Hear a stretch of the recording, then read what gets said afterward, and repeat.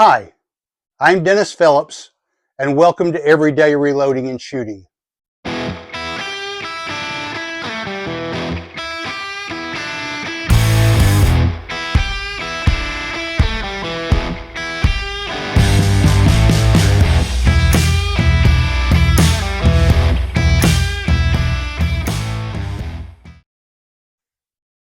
All right, welcome back to the channel.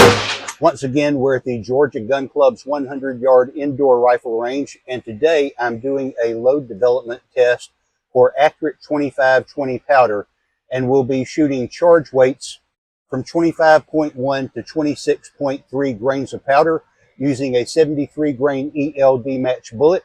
We'll be checking the velocities on these, and so we'll be looking for a low standard deviation and tight groups in order to further develop this load. I have some Nosler brass, which I'm shooting today. Was not able to get my hands on any Lapua, although I'm on several waiting lists for that. But I understand this Nosler is a very high quality premium brass, so we'll see if this gives us an improved standard deviation over what we were shooting with the Lake City brass. I've also installed an M-Carbo spring kit into my trigger, and I have a very light trigger pull now, and so we shall see how these perform. So stay tuned. As always, you're welcome to enjoy the music while I fast forward through my shooting, or you can skip forward to the results that follow. Shooting at 100 yards.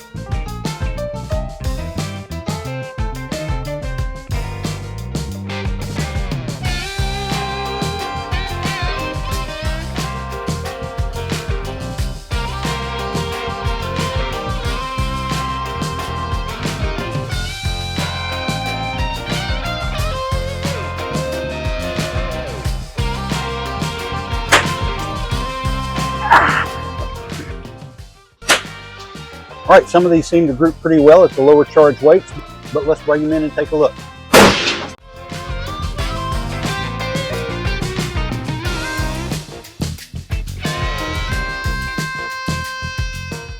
All right, the fouling group and our first target had the same charge weight. That looks like about 3/4 of an inch, about 3/4 of an inch. This is probably a little over an inch. Here we shot really high. That's over an inch.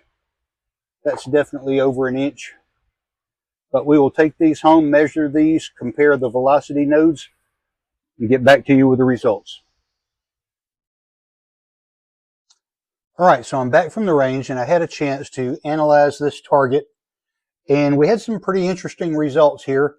We're shooting accurate 25-20 powder with a 73 grain ELD match, and we're running loads at 0.3 grain intervals, and we're going from 25.1 to 26.3, which is the highest charge weight shown in the Hodgdon reloading data.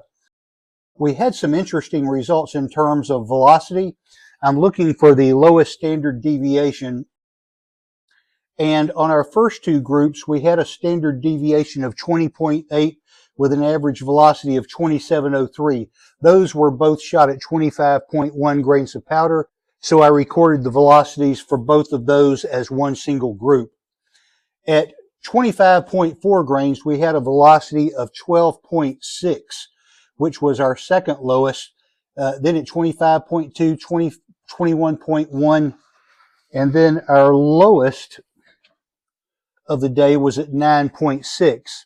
And what we're looking for here is a velocity node where you increase the powder charge and the velocity does not increase or stays about the same. And I think we found that here, because between 26 and 26.3 grains, we go from an average velocity of 2874 to 2869. So even though we're increasing 0.3 of a grain, it actually dropped 5 feet per second in velocity. And we've got a standard deviation there of 9.6. So that could be an area where we want to try to tune based on seating depth. If we look at our first group here, looking at these individually, the fouling group at 25.1 had a 0.59 group size and a mean radius of 0.20, so pretty tight on the mean radius there.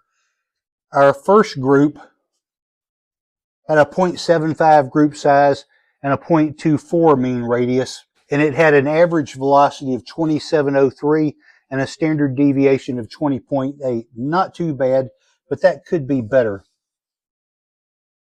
At 25.4, we've got an average group size of 0.70 with a mean radius of 0.23, an average velocity of 2738, and a standard deviation of 12.6. So we see the velocity increasing here as we go: 2703, 2738, 2793, 2874, and then it flattens to 2869 on our last group. At 25.7 grains, we've got exactly a 1.0 inch group size, a velocity of 2793, and a standard deviation of 25.2. This one's a little scattered, so we've got a mean radius of 0.45. And as we've mentioned, a radius is half a circle, so if you double that, that gives you an average group size of 0.90. Not the best. At 26 grains of powder, we have a 1.15 group size with a 0.41 mean radius. We've got a 2874 average velocity and a 21.1 standard deviation. And it's interesting here, if you look at these red crosses, you'll see that our elevation is 0.44, 0.34, 0.25, 0.44, pretty low there. And that's from 25.1 to 25.7. But then when we go to 26 grains, look at our average elevation now. We're at 1.97. So we've gone from about a quarter to under a half an inch to 2 inches in elevation.